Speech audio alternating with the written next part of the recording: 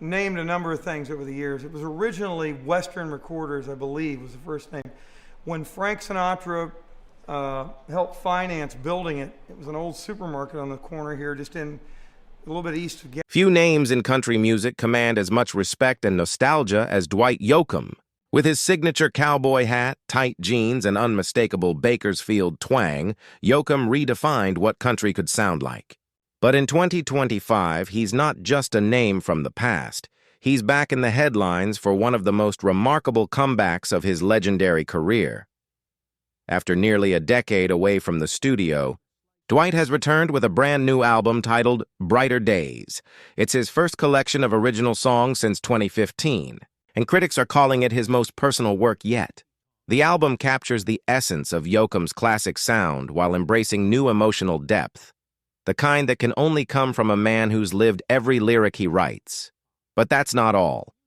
The biggest surprise came when Dwight joined forces with none other than Post Malone, creating a cross-generational collaboration that no one saw coming.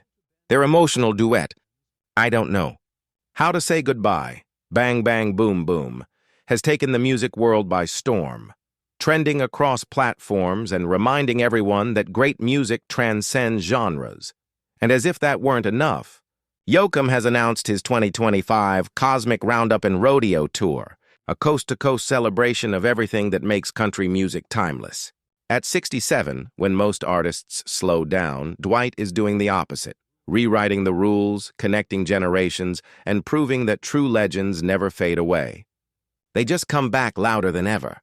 For over 4 decades, Dwight Yoakam has been one of country music's most unapologetic rebels. A man who built a career by refusing to fit the mold Nashville tried to create for him. Born in Pikeville, Kentucky, and raised on the sound of Bakersfield legends like Buck Owens and Merle Haggard, Dwight entered the music scene at a time when country radio had turned toward pop-friendly ballads and glossy production. But Yoakam had something else in mind. He wanted to bring back the grit, the swing, and the raw soul of old-school honky-tonk. In 1986, his debut album, Guitars, Cadillacs, Etc., hit like a thunderclap. It wasn't just an album. It was a statement that real country music still had a heartbeat. With hits like Honky Tonk Man and It Won't Hurt, Dwight reintroduced the edge and swagger that had gone missing from the genre. He wore his jeans tighter, his voice twanged harder, and his confidence was unmistakable. Critics hailed him as the savior of traditional country, while fans connected instantly with his rebellious spirit. Throughout the late 80s and 90s, Yoakam became unstoppable. He sold millions of albums, won multiple Grammy Awards, and even crossed into acting, delivering powerful performances in films like Sling Blade and Panic Room. Yet behind the fame, Dwight's journey was never easy. The road was long, filled with creative battles and industry politics that often challenged his independence. Still, he never compromised, never traded authenticity for approval. By the mid-2010s, however, Yoakam began stepping out of the public eye. His last full album of original material, Secondhand Heart, 2015, left fans craving more. As years passed, speculation grew. Had Dwight Yoakam quietly retired? Was the man who once defied Nashville finally done with music? Then, in late 2024, the silence broke. Dwight returned with Brighter Days, a record that feels like both a reflection and a resurrection. Gone are the glossy production tricks or attempts to chase trends. Instead, the album is stripped down, pure, honest, and filled with stories of love, loss, and redemption.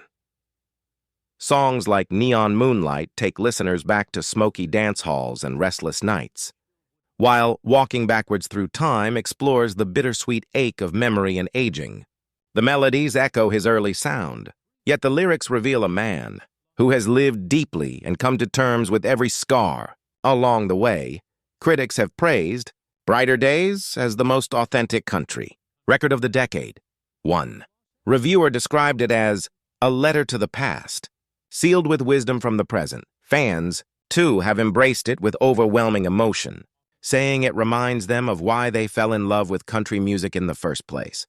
For Yoakam, this album isn't just a comeback, It's a continuation of a story that never truly ended. It's proof that even after all these years, he still has something meaningful to say. In one interview, Dwight explained, "I never stopped writing, I just needed time to breathe. Music has always been my way of telling the truth, and this record, well, it's the truth of where I am now." Those words capture what makes Dwight Yoakam a legend. While many artists chase relevance, he continues to chase sincerity.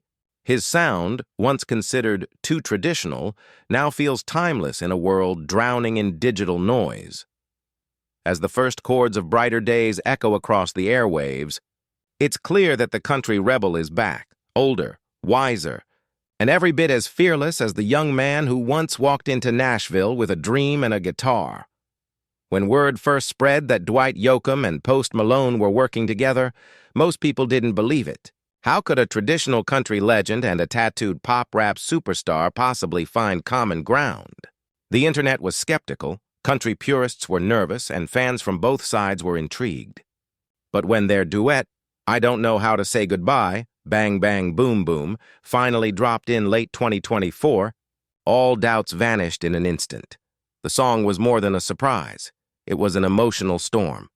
Built around a slow, haunting guitar progression, it blended Yoakam's seasoned, aching baritone with Post Malone's trembling vulnerability. The lyrics spoke of regret, loss, and the pain of letting go, universal emotions that cut across generations and genres. Within days, the single shot up the charts, trending on Billboard's Hot Country Songs, while also landing on the Hot 100. Something few collaborations in modern country have ever achieved. What made the song so powerful wasn't just the unexpected pairing, it was the sincerity behind it. Both artists came together out of mutual admiration. Post Malone had long been a fan of country music, often covering classics by George Strait and Brad Paisley, but his love for Dwight Yoakam ran especially deep. In one interview, Post confessed, "Dwight's music raised me. He's got that voice that makes you feel something.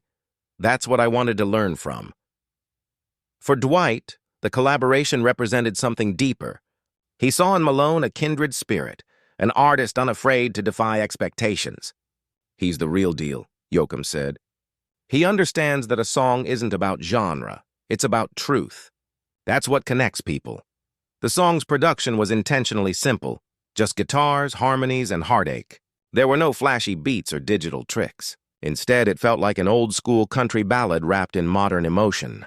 Fans, young and old, flooded social media, calling it the collaboration we didn't know we needed. One YouTube comment perfectly summed it up. Two worlds colliding. And somehow, it feels completely right. The success of "I Don't Know How to Say Goodbye" also introduced Dwight Yoakam to an entirely new audience. Teenagers who had never heard of him before began streaming his older hits like "1,000 Miles from Nowhere" and "Guitars, Cadillacs." On TikTok, clips of the duet gained millions of views, with fans praising the song's authenticity. For many, it was their first taste of real country storytelling, something missing from today's mainstream music. Behind the scenes, the recording sessions were intimate and unplanned. Yoakam and Malone reportedly spent hours talking about songwriting, storytelling, and the power of simplicity. They wrote most of the song together in one evening, sitting on the floor of the studio, trading verses until the emotion felt right. It wasn't a corporate collaboration. It was two musicians speaking the same creative language. The result was a moment of pure magic, one that reminded the industry why Dwight Yoakam has endured for so long.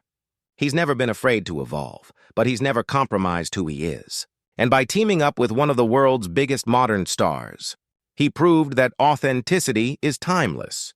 Critics have since called the duet a landmark moment in modern country crossover history. But for Dwight Yoakam, it's not about trends or headlines.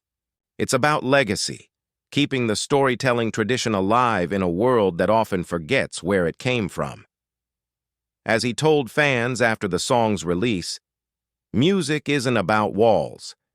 It's about bridges. And sometimes the best way to build one is to sing from both sides." And with that, Dwight Yoakam didn't just bridge genres, he bridged generations. As Dwight Yoakam entered his 60s, many expected him to slow down, to settle into the comfort of legacy. But that's not who Dwight is. For him, the stage isn't just a platform. It's his lifeline. Even after decades in the spotlight, Yoakam still performs with the same fiery energy that first made him a star. Fans who attend his concerts often describe it as a spiritual experience. Part honky-tonk revival, part rock and roll sermon. He still wears the signature denim jacket, tight jeans, and cowboy hat that became his armor through the years. When he steps under the lights, time seems to melt away. His voice, that unmistakable Kentucky drawl, smooth yet ragged with emotion, fills the air like a familiar friend. Songs like Guitars, Cadillacs, and Fast as you continue to draw cheers from audiences young and old. Even the younger generation, raised on streaming platforms, has rediscovered Yoakam's timeless authenticity. But behind that on-stage confidence lies a man deeply aware of his own mortality. Close friends say that Dwight has been reflecting more lately, about his legacy, about the changes in country music, and about what it truly means to stay relevant without losing your soul. He's spoken openly about how today's music industry often prioritizes image over substance, a trend he's always resisted. "I never wanted to be trendy," he once said. Trends fade. Truth doesn't. That truth is evident in every word he sings. When he performed 1,000 Miles from Nowhere during his recent tour, many fans noticed he seemed more emotional than usual. Some said his voice cracked during the final verse. Not from age, but from a wave of raw, unfiltered feeling. It was as though he was singing not to the crowd, but to his younger self, the dreamer who once left Kentucky with nothing but a guitar and faith in his music. And then came the health rumors. In early 2025, whispers began circulating online that Yoakam had been hospitalized due to exhaustion or illness. His team was quick to dismiss them, stating that Dwight was healthy and focusing on upcoming projects. Yet fans couldn't help but worry. He'd canceled a few shows unexpectedly, fueling speculation that something might be wrong. When Yoakam finally addressed the issue himself, his response was classic Dwight, humble and poetic.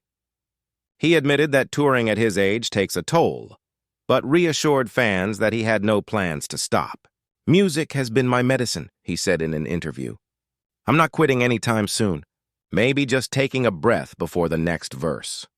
That statement comforted fans, but also revealed something deeper. A man who knows his time on stage is precious. Yoakam has spent his entire life chasing the next note, the next story, the next connection with his audience. Now, as he looks back, it's clear he's not just performing songs. He's living them. In a world where most artists fade into nostalgia, Dwight Yoakam continues to evolve, gracefully, honestly, and without compromise. He's not chasing fame anymore. He's preserving the essence of country music itself. And as he stands under those bright stage lights, guitar in hand and a grin that hides a lifetime of stories, you can't help but think, Dwight Yoakam isn't done yet. He's just tuning up for his next great encore.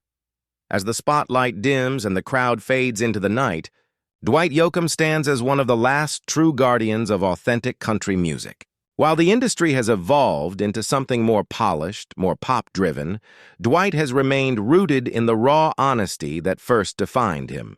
He didn't chase trends or fame, he chased meaning. And that's what separates legends from stars.